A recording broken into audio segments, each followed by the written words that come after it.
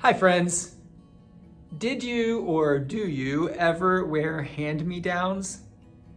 Since I was the oldest sibling, most of my hand-me-downs came from my older cousins.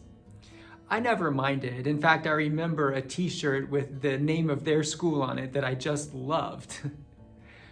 When my son became a teenager, I handed down some clothes to him, especially pants that didn't fit anymore. Now our roles are reversed and he's handing down clothes to me. Whether it's a hand-me-down or just a favorite piece of clothing that you've had forever, sometimes you need to fix a tear or patch a hole. In the 9th chapter of the Gospel of Matthew, Jesus says, "No one sews a piece of unshrunk cloth on an old cloak, for the patch pulls away from the cloak and a worse tear is made." I wonder if he had watched his mother mending his clothes to be passed down to his younger brothers. Jesus makes this statement in response to a question asked by the disciples of John the Baptist. They ask, "Why do we and the Pharisees fast often, but your disciples do not fast?" You see, they recognize that Jesus is a religious person, and they know that fasting is a religious observance. And so they wonder why Jesus and his disciples don't fast as often or in the same way as others in their religious tradition. The answer seems mysterious and honestly a bit off topic.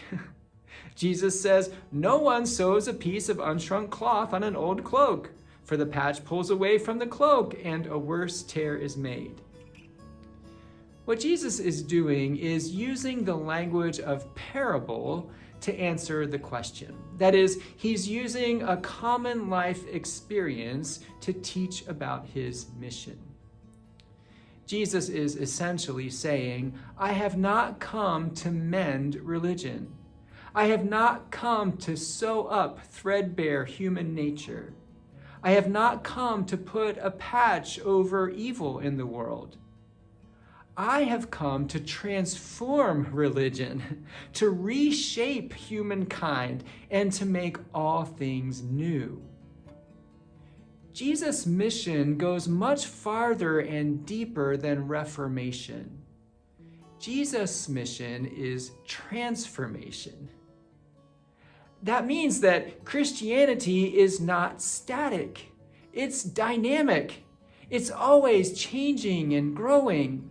It's something beautifully new. Jesus' mission is to transform people, and through them and us, to transform the world. Jesus agrees with John's disciples who questioned him that humanity and the world are in need of some serious mending. The world is not as it was created to be, and neither are we. We are like an old garment, stained, tattered, and torn. Jesus knows, though, that it's not helpful to sew a patch of more rules or stricter requirements over our brokenness. Ultimately, that just leads to a worse state of judgmentalism, guilt, and shame. Instead, Jesus gives us new birth by water and the Spirit and remakes us. Some of that transformation may happen in an instant, a flash of insight or an unmistakable experience of the Holy Spirit.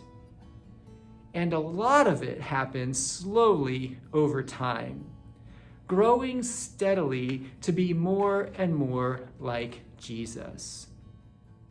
The next time you pull your favorite comfy shirt out of the closet, remind yourself that although it may be old and worn, the person wearing it is being made new.